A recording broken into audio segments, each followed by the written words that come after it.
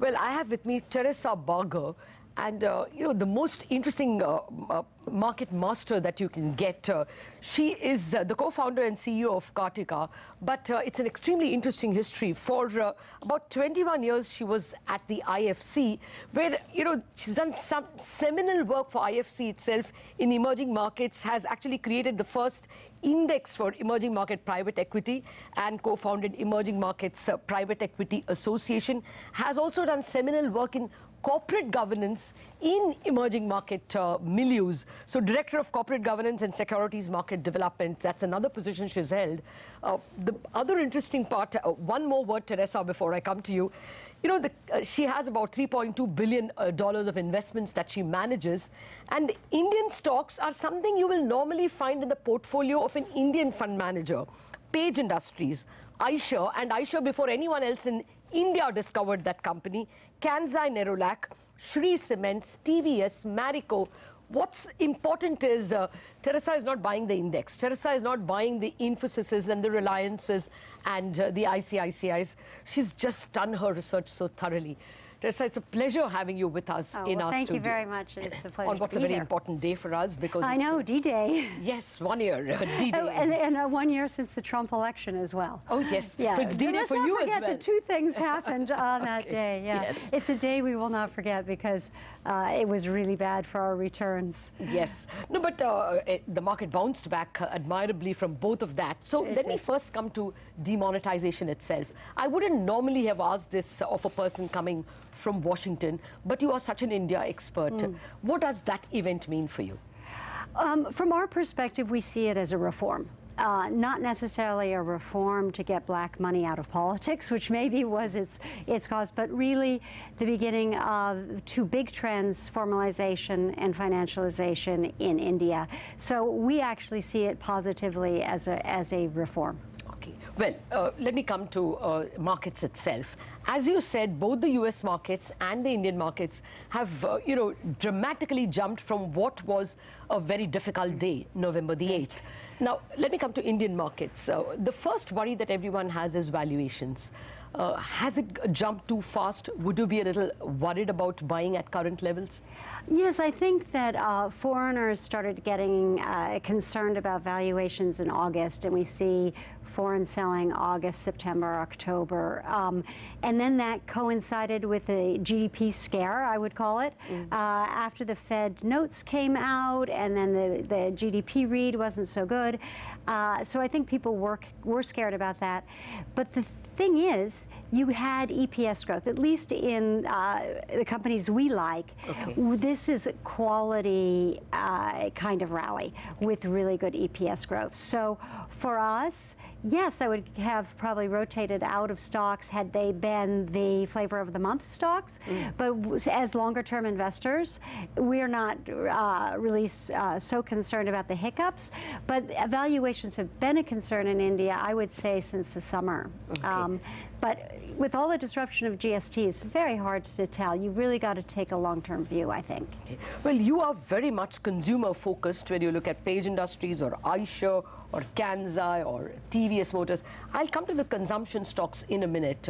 But before that, do you think even for valuations as a whole, top-down, you're seeing a troughing out or you will expect the trough out next quarter?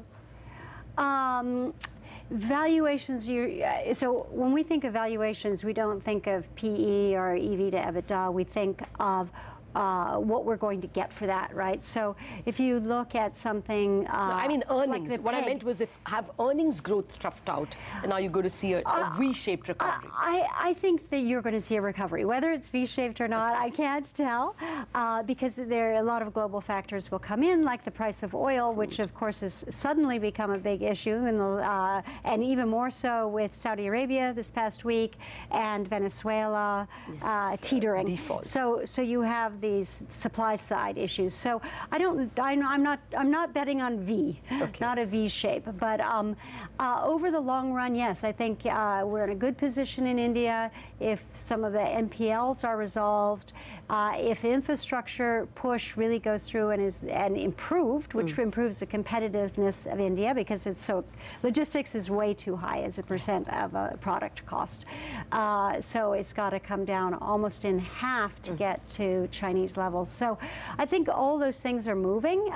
So I think over the medium term, it'll be quite good. I'm not betting on V. Okay, all right, that's important. But would you therefore venture beyond consumption? If the trends you're seeing, you know, logistics stocks falling because of the goods and services tax and infrastructure improvements, will you go beyond consumption? We're very open to that, but we really are very picky about the companies we're in, and we need to make sure that the management is top-notch and with very, very high integrity.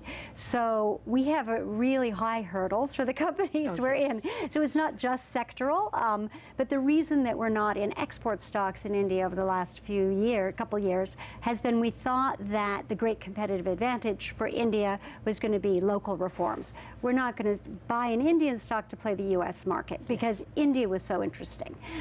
So we do have views like that on the sector. But yes, if we found a logistics company that was going to benefit from the road building, from e-commerce, and it was in our market cap range and buyable, because there are some stocks with just the liquidity is just too low. They're not executable. Okay, I really want to come back to the consumption theme, but what the last point you made was interesting. You will not play the American market through an Indian stock. So does it mean you're not going to buy IT and pharma stocks? For the moment, that's right. I mean, it could change. There could be a time when that was a fine thing to do. But for right now, in the last couple of years, we found India so interesting. We wanted to play India qua India. And in the pharma, because the regulatory risk is so high, our view is having a concentrated portfolio. We only have about 20 companies in the whole portfolio. We would need to take a portfolio approach to pharma, and we don't have the room to do that. We don't have 80, 100 stocks. If we could take a portfolio approach. But given the issues with the FDA and the difficulty as a public investor, knowing what the regulatory situation is in any one pharma company, that's our stance at any rate. All right, so not pharma. Well, then let me come back to consumption. Let me start with finance, because financial stocks have done so well, and you have RBL, which you bought before it listed. Yes, it was. We bought it a lot of money, and you have Cholamandalam. So let me first tackle the bank. Will you stick just with RBL, or make it a portfolio approach and look at other private banks, since so many of them have done well? We don't have a room in the portfolio, so we really need to pick our spots. We're already very much concentrated in India. We've got a third of the portfolio in India, which is a lot. And so we probably have to just pick one stock in the area. So RBL is a bank that we think has a lot of runway ahead of it, and is in our market cap range. Obviously, we can't go into Kotak or HDFC. So that will probably be the only one you'll see. Well, your NBFC representative, non-bank finance company, is Cholamandalam. But a bunch of them, like for instance, the Bajaj twins have done brilliantly well. And now you have insurance companies also entering the fray. Will you churn out and look at, say, insurance or asset management? We could look at them, and we have been looking at that. We like the whole financialization theme in India. We liked Chola because we also like the rural theme, and with the money having turned on its heels from private banks to PSU banks, we still think the PSU banks cannot do the vehicle finance like the NBFCs. So they have a special niche. And with rural, our expectation that rural GDP will now start growing again with MSPs coming back and more transfers to the rural sector pre-election. We'd really like to play that theme. And we like Chola. We believe in the management and the integrity of the group.